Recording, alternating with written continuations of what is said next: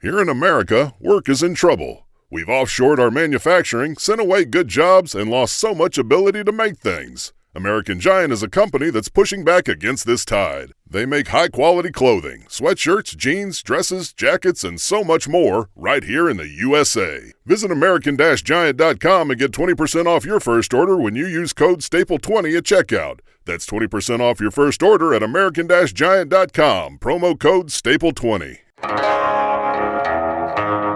Which, side note, clearly Summer Higgins has never peeled a potato in her life. I mean, Monica's whipping through a potato. Girl, just put that way and go put the napkins on the table or something. Like, you have no... I wouldn't go as far to say I was happy about the death from episode 6 of season 5 of Yellowstone, but I was happy that the principal characters all survived. If we're being honest, this tragedy brought some humanity and relief to an otherwise tense, over-the-top season. For an hour, we were cowboys again, and that felt pretty good. I'm Adison Haager, and if you're new, this episode of Dutton Rules features spoilers. Billy Dukes and I will assume you've watched, and we'll attempt to break down and explain key plot points as well as uncover what's next for the Duttons, Chief Rainwater, and more.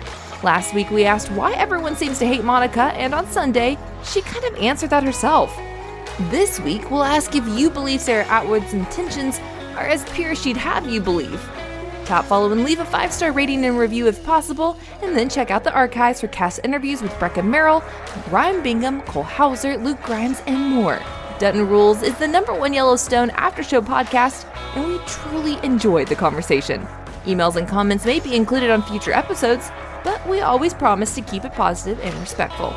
That email address is staff@tasteofcountry.com. The focus of episode 6 was the sad death of a real cowboy, but there were other important moments between Jamie Dutton and Sarah Atwood, Summer Higgins and Monica, and Chief Rainwater and Angela Blue Thunder. The President of the United States is preparing to visit Montana, which led to one very uncomfortable scene involving the Secret Service. Too far? Billy Dukes is standing by, and we're ready to discuss it all right now.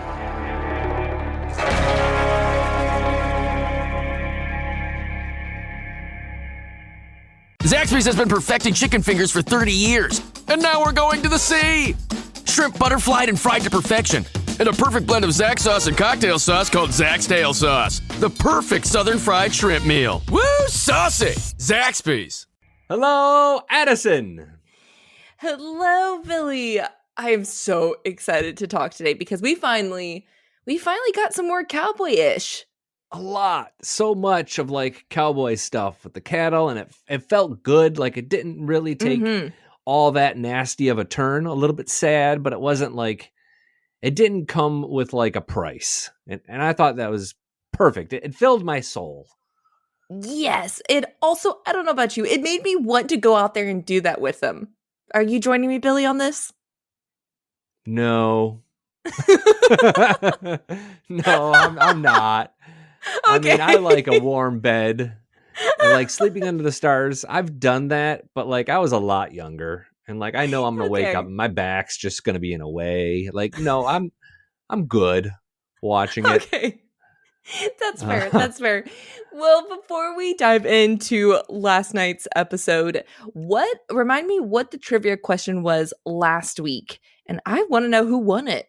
Well, last week's trivia question, you might have actually picked up the answer this week as well, but it pertained to the trailer for episode 6 that we saw at the very end of episode 5. And then we saw, of course, the same scene in episode 6. We see Summer. She's in the Dutton family cemetery, and we see her looking at several tombstones, including ones for James and for Margaret Dutton. But in the trailer, we also saw one for another female Dutton born in 1930. What was that female Dutton's name? I got nothing. What was it? Patience Dutton, born 1930 or 1931. And I got to give a shout out to Cheryl, who came through with the right answer. Cheryl, Woo-hoo. Congratulations. And this is becoming the new reward for people who answer the question. Cheryl, today is your day. In fact, this is your week, Cheryl. Make the most of it. Doors are going to open for you. Opportunities are going to present themselves. Grab those opportunities by the horns like they're a bull and just ride them, because this is your world, Cheryl. We're all just passengers. Own this, baby. You got this. Let's give it up for Cheryl in here. Woo! Yeah. Oh my gosh, Billy. Actually, yeah, when we're done with this podcast, you're gonna start a Cameo account of just affirmations. That was beautiful. I have been looking for a new side hustle.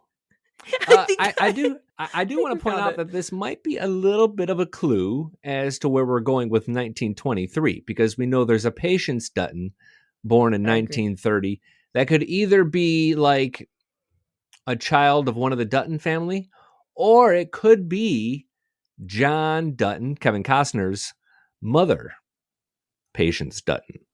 Oh, do we not know his mother's name? We don't. Oh.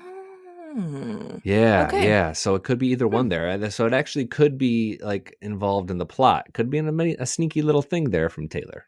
Okay, what is this week's trivia question? Well, of course, we know Summer Higgins is played by Piper Perabo, and she said that Taylor Sheridan wrote her role just for her. But what was Piper's inside connection to Yellowstone before she appeared as Summer Higgins? Oh, I remember we briefly talked about this a while back. Oh, that's a good question. I couldn't recall if I've actually used it as a trivia question before, but I do know we've talked about it. It's fairly Googleable. And I know I've written about it, but it's a real obvious one that once you see it, you're like, oh, I don't want to say that's how she got the role, but it certainly helped. Don't forget, if you would like a daily affirmation from Billy by winning the trivia, you can email staff@tasteofcountry.com. That's where you can insert your trivia answer. All right, Billy, are we ready to dive into episode 6, Cigarettes, Whiskey, a Meadow, and Fog? Quite the title. Rip off that Band-Aid. Okay, let's rip off the depressing Band-Aid. It was depressing, but actually sweet. Sweet Emmett, old man Emmett, who is a friend of John's, but also a cowboy. He dies. He dies while on the way to herd the cattle. It was a sweet death. I was expecting someone a little bit. They built us up for like a big tragic death. We said Lloyd, yeah. There was that music and the drama and the fast scenes, and it ended up just being kind of an obvious character because at the end of episode 5, he even says to Emmett, he asks Emmett, "You got one more ride in you?" And it turns out to be his last ride. Well, as soon as John and Emmett sat down, to go to sleep, and they just kept lingering on Emmett, with him snoring and all the above. I knew right then and there. I was like, he's dying. Lloyd's living. My prediction was incorrect. He's not going to wake up. And he didn't wake up. Emmett ended up being a character that was really important to the Dutton family. They go way back, and we later learned that Emmett was formerly like the head of Fish and Wildlife Services. But he was essentially just a local rancher, likely really good friends with John Dutton's father at some point. As far as his importance to the show, there wasn't much. Like, he had a scene with Casey, and then he started kind of appearing a lot during this season. I agree. But his death, I don't really think changes all that much in terms of how we perceive this. No, I think what it does is it just leans into truly the cowboy culture at the end of the day with that episode, just how John was saying, this is the best way for him to go. I mean, my Papa Jay says all the time, he's like, if I can just be out on we have a family farm. He's like, if I could just be out on the farm, and that's how I go, just, falling asleep out there. He's like, don't worry, that will be the happiest. You know what I mean? So it ended up being one of those, like, I didn't leave, when Elsa Dutton died, gosh, that was a tearjerker. You were so sad. But with Emmett dying, even when John went to console Emmett's wife, it was sad, but yet at the same time, like, I felt peaceful about it of, this is the best way. He was old. He had lived a great life. And I don't know. I think that was interesting. Could we have done maybe without that scene? Like you had said, like how Emmett has been character-wise in the story. Yeah, we could have done without it. It wasn't a pivotal plot line, but I think it was really, it told the cowboy story and just like the cowboy culture well. It was very humanizing. And as it turns out, the woman, the person that we saw John hugging with the dark hair was, as you said, Emmett's wife. And that was a tearjerker of a scene, because I hadn't really given too much thought to that couple. I mean, certainly hadn't given consecutive thoughts to Emmett, but how about Emmett's wife going back for seconds after she learns of the death of her husband? It proves that time and good barbecue will heal all wounds, Adison, because she was right back up in there in that feed line with a plate in her hand, acting. There ain't nobody that's going to knock that woman out of line for a good spread. Gator's serving, and she's like, you know what, my husband good done. About that. This is one heck of a spread we got here. I'll grieve after this cob of corn. I'll eat for him. Yeah, so that means a little bit more on my plate there, young man. Oh my gosh, I didn't feel like that is so bad. I didn't even think about that. Oh my gosh. So I did. I saw that they cut to her. I'm like, oh wait, she's getting dessert? Wow, she is cowboy. That's something. Well, oh my gosh, that just shows you where both of our brains go. Well, speaking of just that, what was it called? What did I write it down as? Oh, which speaking of that brunch, it was the branding brunch where they're all coming back. They're branding the calves. You know, it's a really big deal, which I personally, before even watching this, didn't realize how big of a deal as it was. You know, they put on this big brunch. It looks really nice. I want to specifically talk Monica in the scene right before the brunch actually happens, and they're setting up for it with the cook. I love it. Monica was almost a little bit Beth-esque, but very much nicer, much softer. But with Summer, where Summer, you know, comes sauntering up and she asks Monica, you know, where can I go on a hike? And Monica kind of looks at her of like, you know, you're not, you know, I can't remember if she said you must be new, you're not from around here. People from around here, you know, say, how can I help? Yes. And, you know, how ends up Summer helps. But anyways, I liked seeing a little bit of sass in Monica. I was like, yes, girl. Yeah, she certainly is part of the family and puts Summer right in her place. Not only there, which, side note, clearly Summer Higgins has never peeled a potato in her life, because I do not know what she was doing there. She's like peeling out, and then she's peeling in, and Monica's whipping through them, potato. Summer's still working on that same damn potato the whole entire scene. It's like, girl, just put that away and go put the napkins on the table or something. Like, you have no business in this scene. Oh my gosh, yes. But Monica does. She not only totes the family line there, but even out in the cemetery, she kind of lets Summer know that she's an outsider until she earns their trust. And she is a long ways away from earning the family trust. I agree with that. Do you want to know a hot take I have about Summer? Yeah. Okay, so as you know, which kind of ticks me off a little bit. It ticks me off is maybe a strong way to say that. It rubs me a little bit the wrong way in the sense that she went from, you know, so aggressive of, you know, I'm a vegan and, you know, conserve the land and what are you doing to these animals, to now she's very, you know, chill, all melancholy, kind of like, okay, now I'm just going to figure out what the Dutton Ranch is. Like, we've truly, like, character personality has completely flipped. And anyways, but clearly she's taking more of like, okay, I'm going to go and see what this Dutton family is about. So at some point she's going to fully probably, you know, go walk, whatever, hike over their land. And my hot take is that she's going to find where the wolves were buried, and then all hell is going to break loose. You think she's going to find, Rip hasn't hidden them well enough. Yeah, I think the wolves are certainly going to resurface. That's a big problem, and she could be the one who stumbles upon them.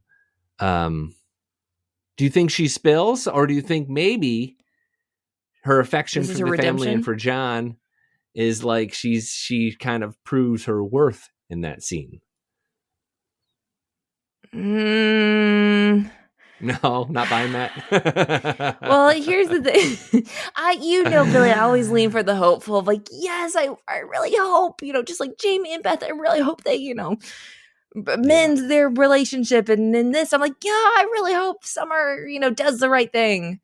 But I don't know. I don't have an answer for that. But I think if you think about it, everyone's been warning John of like, you idiot, to have Summer come live here for all the logistic, like forget the romance, forget, you know what I mean? Just like who she is and what she stands for, you're an idiot.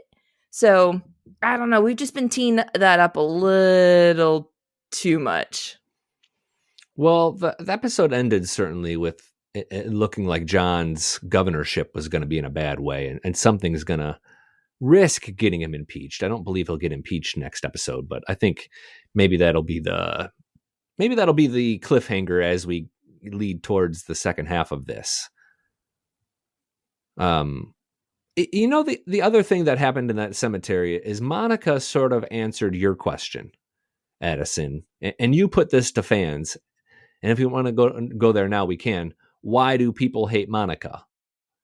She kind of explains that through Beth a little bit, and through the conversation about why Beth should hate her, but ultimately doesn't, in that she's ultimately an outsider. Now, Beth has sort of come to terms with that because she knows that Monica loves Casey, but us people watching who hate Monica don't maybe give her that same sort of benefit of the doubt. So we've gotten some answers as to why people hate Monica. Ooh, I'm excited to hear them. Okay, go for it.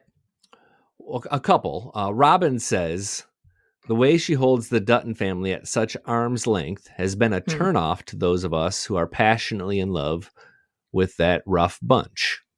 That makes sense. I mean, truly along the lines of what you just said earlier about, Beth and all the above, that makes sense. Hey, does she keep him at arm's length? I feel like she definitely did, but maybe this season, part of why people are embracing her a little bit more is because she is, in a lot of ways, embracing the ranch and the Duttons a little bit more than she has in seasons past. Correct. And I think that's the caveat to that sentence is like now, but I think the frustration with Monica did not start this season. You know what she did this season I think is really sort of turning people around on her is that little giggle that she utters during the dinner scene from episode 5 when it's so tense. That little giggle, like, yeah. And you did pick up on that, and I overlooked it to an extent, but a lot of comments in both our YouTube video and then the response to email are about that little bit of laughter where people are like, I didn't like her, but that made me like her a little bit more. Right. She did what we were all thinking and no one else did. Yeah. Donna had a similar response that she says, because Monica does not love the ranch nor the family life there, her character has done nothing but try to keep Casey from the ranch. Yeah. I would say that kind of to your point a few seconds ago, I think we're going to see that change. Like even how Taylor's had had Casey's family in general a lot in these past 2 episodes. I could see that changing. I guess I would argue that Casey has been a pretty willing participant in leaving the ranch. Like he's never seemed to really want there, and people are they're angry at her for it, and when really he's been the one to sort of initiate a lot of that. One thing before I want to talk about Jamie and the one and only Sarah Atwood in a hot second, but something that I feel so bad that I giggled over during the episode. But if you realize poor Tate and Carter both, they are having rough little teen years. Both of them are in casts, just not, I just feel bad for them. Like what's the irony here, Well, though, things are looking a little bit up for Carter, aren't they? Oh, true. Oh, yes. Got a little lady friend potential. Yeah. Picked himself up a honey.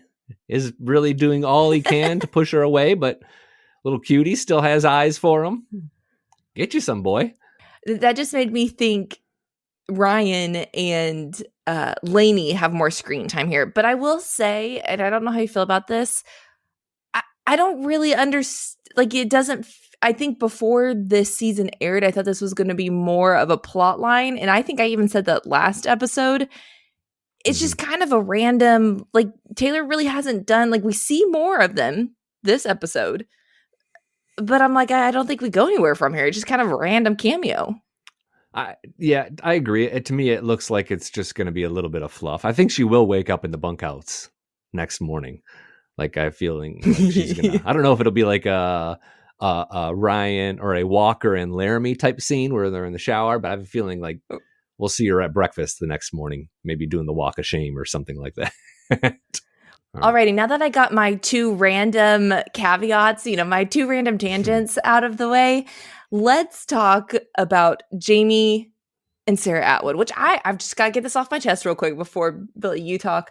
When she was being so manipulative when she was saying, "Oh, do you really think I would just sleep with you just to get, XYZ? Like I actually like you." And in my head I was like, "Oh, heck no, girl, this is such a lie." And then of course she goes, "So you should run for governor." You know what I mean? I'm like, you are not fooling anyone, honey. Adison, are you saying that she's basically prostituting herself out during this moment? Is that what? Yes, I am. That is what I'm saying.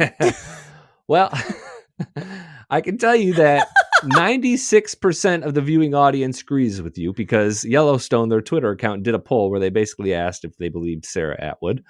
And 96% were saying, no, she's playing them. Like she is still on the market equities payroll for all this. So, and I totally agree. I mean, her intentions are not pure.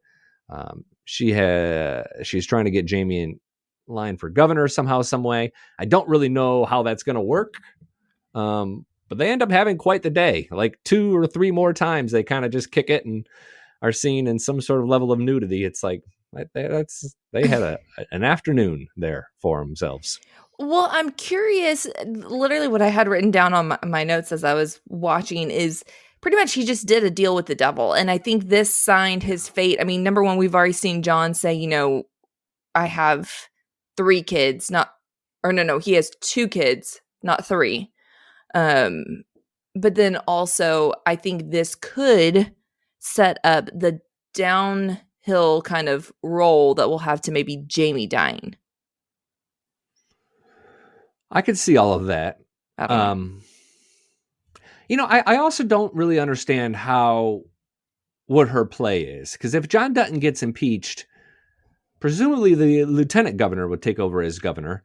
Jamie's not the lieutenant governor, as far as I know. He's just the state's attorney. So I don't really know what her play is, like how the mechanics of all this plays out for her. It makes sense on theory in the long term, but I don't know. It's interesting to key, and I think it's going to be a huge part of the next episode and a part of the cliffhanger as we go into the second half. But I'm not totally clear how this works out mechanically for her. Well, that situation, and then I'd also say the situation with Rainwater, if you want to touch on that a little bit. It was brief, but it's one of those that I'm like, ooh, this is a major potential plot line. We touched on it for 5 seconds, but I foresee it being continued. What happens there? Well, we find out that the president of the United States is going to be visiting the Broken Bow Reservation. And we find that out because Mo is just having breakfast with his family. And by the way, that's Mo Brings Plenty's actual wife and kid. The actor's wife and kid. Oh, I didn't know that. Cool. Which is interesting. It's the Secret Service. And he shows up and he finds out that the president's visiting. He had no idea this was happening. Chief Rainwater had no idea that this was happening, which... put a pin in that for a second, because that's a big problem. And what has happened is Angela Blue Thunder has asked the president to speak to the reservation. The president has agreed. He's going to come speak, and he's going to endorse that young man who was protesting earlier to be the next chairman of the reservation. Chief Rainwater is essentially going to have to stand up on the stage and just sort of accept that, which he doesn't seem too all that upset about, because the president's endorsement doesn't really mean that much to him. I don't know that we'll actually see that scene. I don't think we'll get a character playing the president anytime soon. It might just sort of happen in between episodes. But it all happens around Rainwater's back. So they get there, and the Secret Service are there, and they're shooting dogs, which I thought that was so excessive. Yeah, I really was. I don't know if why? That's an actual... I don't think that's a Secret Service thing. But if I'm wrong, please let me know. staff@tasteofcountry.com. Is that really a security threat where the Secret Service is just going to be plugging stray dogs? Didn't care for that at all. But That's how it's all going to play out. I guess the president speaks, and the drama sort of how this intersects with John Dutton's plot line. I can't figure that out right now. How did Rainwater not knowing? How's that? When you said you wanted to put a pin in that, what's the bigger picture there? Well, it's a big plot hole, and I gotta give credit to the Fort Worth Star Telegram for actually pointing this out. If a president was visiting anywhere, like every tiny detail would be nailed down, including background checks for anybody who was going to get it within a mile of them. Like Rainwater wouldn't just be able to be on that stage without having a full and complete background check. Like there's no way Rainwater wouldn't know the president was coming, and it wouldn't be able to happen that last second. So it's just kind of a huge plot hole that the president would just sort of drop in. That would never happen where no one knew what was going on.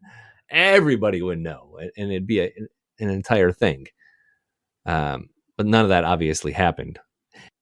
For this episode, I really, really enjoyed. I think my overall takeaway was, one, loved seeing more cowboying. That's something that we both had said would love to see more of, and it seems like as a whole, the Yellowstone fans wanted to see more of that. Loved that we saw that. But then also I loved seeing, and we didn't touch on this last episode, but something that I thought of going forward when I had time to think over this week of Beth, has been scared around horses. And it was interesting to see how she so willingly was like, I want to go with you.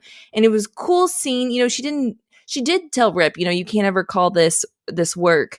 And it showed that, clearly she was enjoying herself, but just her demeanor on the horse and how the shots that they did do of her, it was, her looking truly in her element and back to her roots. And I saw, I won't even say like a softer version of Beth. I know I keep saying I want to see more of that, but just cool of a little bit more of an understanding of where she came from and really, her roots. I thought I really enjoyed, without verbal words necessarily from her as much, it was more the actions and the shots that they did of her that I really enjoyed seeing this episode.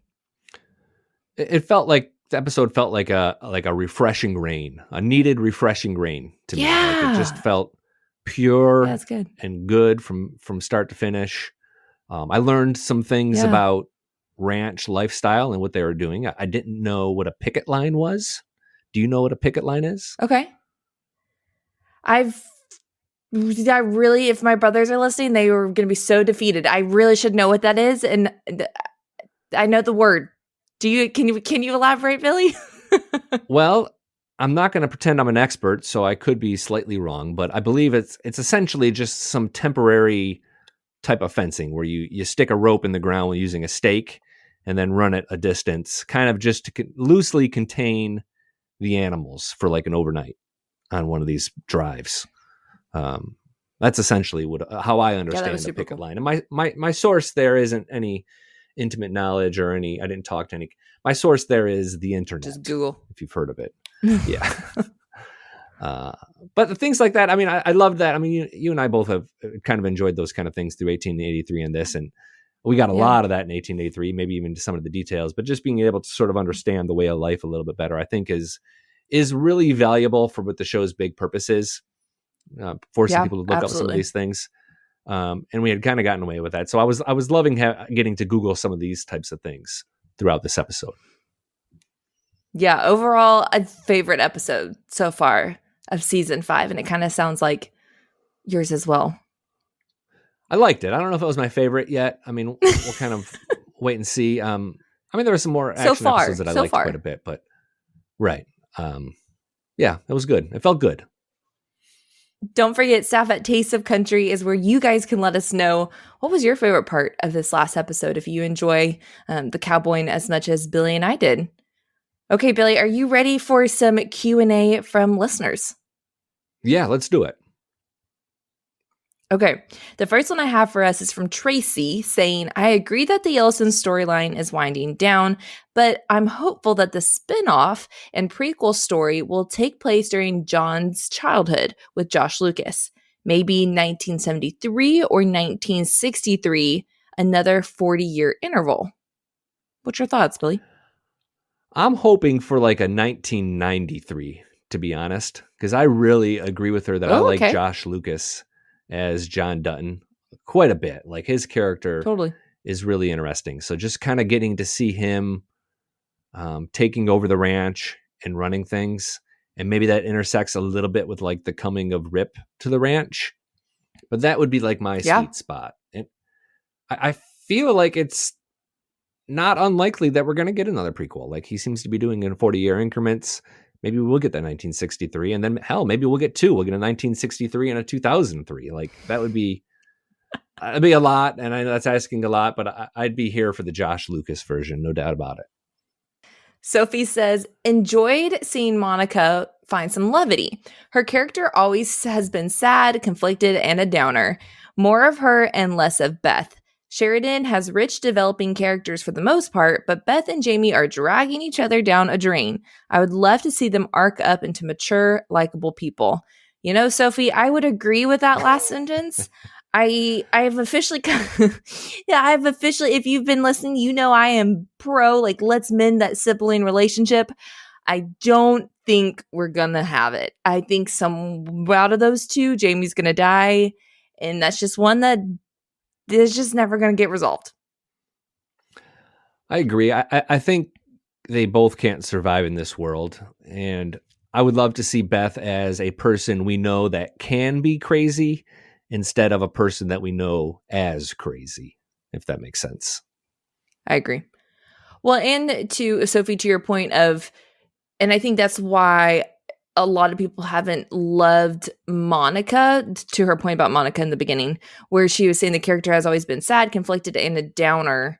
She has been. So I do think that's kind of in addition to Billy, what you said earlier of she hasn't really been a push pro Dutton family. She's kind of pulled Casey away a little bit, and Casey hasn't really fought back on that. But, you know, I think disposition and who she is as just kind of a human, just how, I don't know if you could hear that email. Okay, sorry. Let me redo that. Just how she is as, you know, a human being sad, conflicted, and a downer, like Sophie said. I think that's, like, anytime she would show up on the scene, it was like, oh, here we go. Okay. Right. Yeah, I agree. Alrighty. Last one I have for us is from Diane saying, oh, suck it up. Family is complicated. He decided she would never have children. He will die. He meaning Jamie. I want to preface that. And she meaning Beth. So this is an interesting one. Because in a YouTube video, I had asked who people were rooting for, Summer or Beth, when it came to that fight. And it was kind of a 50-50 divide, which I guess I kind of expected. Maybe even a little bit more people rooting for Beth than Summer. But a lot of people have this opinion. And while not sensitive, and I think offensive to another large group of people, I do think it is an opinion shared by a lot of people that Beth needs to kind of just get over what Jamie did to her. And this is a really sensitive topic because I feel like there's people that can relate to what happens to Beth who can't have kids. And to tell those people to just get over it is certainly very rude and insensitive to what they're going through. But I think her opinion represents what a lot of people are saying, that she needs to find a way through counseling or something to kind of get past it, right, so they can kind of have a nurturing relationship. I don't think it's going to happen ever. I thought Jamie's apology there on the highway in episode 5 was probably about as close as we'll have to an opportunity to her accepting that it was something he regrets as well. I agree. But there are a lot of people who just say, Beth, get past it, for better or for worse. Staff at tasteofcountry.com is the place for you to email questions, comments, and corrections, and of course to answer today's trivia question. That's Billy Dukes, who, among other things, is not here for anyone that can't peel a potato correctly. Dutton Rules, a Yellowstone 1923 podcast, is written by myself and Billy with the help from Sterling Whitaker and is edited by Billy. Be sure to leave a rating review if you listen on Apple Podcasts, and we will return on Thursday with another cast interview. Next week, we'll start to break down 1923 as well as recap Yellowstone. Coming soon, highlights from conversations with the cast of 1923, which begins on December 18th on Paramount+. I'm Adison Haager, and I'd just like to say that we really appreciate you joining this conversation with us weekly. As always, Dutton Rules, a Yellowstone and 1923 podcast is another great Townsquare Media podcast.